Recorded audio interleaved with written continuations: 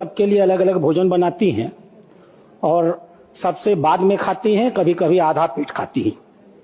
सुबह उठकर झाड़ू लगाना, बच्चों को जगाना, नहलाना, तैयार करना, स्कूल में नाश्ता खिलाकर स्कूल भेजना, अपने पतिदेव और सास ससुर को चाय पिलाना, घर के लिए खाना बनाना और परोसना, बच्चों को खाने के बर्तन साफ कराना, बहुत बार तो पति को तैयार करके ऑफिस भेजना, कपड़े धुलना और प्रेस करना, परिवार के वृद्धजनों की देखरेख करना और बीमार पड़ने पर डॉक्टर के यहाँ जाना और दवा दिलाना और घर के घरेलू जरूरत के सामान को खरीदना, बच्चों को पढ़ाने लिखाने का कार्य एक महिला अपना धर्म चुपचाप समझ करके करती है। स्टेट बैंक ऑफ इंडिया और टाइम यूज सर्वे के एक आंकड़े के हिसाब से भारत सरकार ने 2 बार ये सर्वे कराए हैं।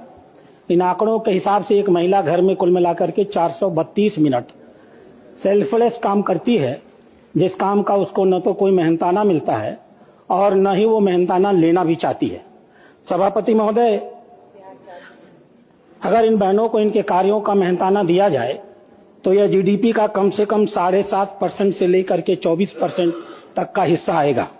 जिन घरों में इन कामों के लिए सफाई कर्मी, कुकर, ट्यूटर, धोबी, केयरटेकर और बर्तन मांजने वाले रखे जाते हैं, वहाँ तकरीबन एक परिवार को 20,000 से लेकर के 25,000 तक का मासिक खर्च देना पड़ता है। इसके बावजूद महिलाएं घर के बाहर का भी काम करती हैं।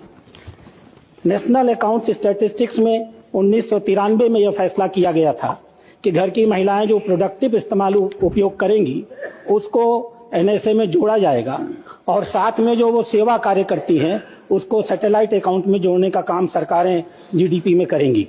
इस सरकार से मेरी ये 2 मांग है।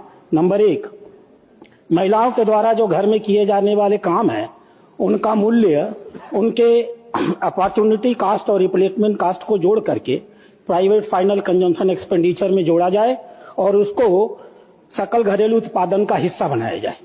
दूसरी चीज, बहुत सी सरकारें कैश ट्रांसफर स्कीमें चला रही हैं। ये कृपा और दया है, महिलाओं के ऊपर कृपा और दया की नहीं बल्कि अधिकार की जरूरत है। महिलाओं का सशक्तिकरण किया जाने की जरूरत है। भारत सरकार ने 2016-17 में जो इकोनॉमिक सर्वे जारी किया था उसमें महिलाओं को मिनिमम बेसिक इनकम देने की बात कही थी। मैं सरकार से मांग करता हूं, भारत सरकार इस देश की महिलाओं को मिनिमम बेसिक इनकम देने का प्राविधान करे।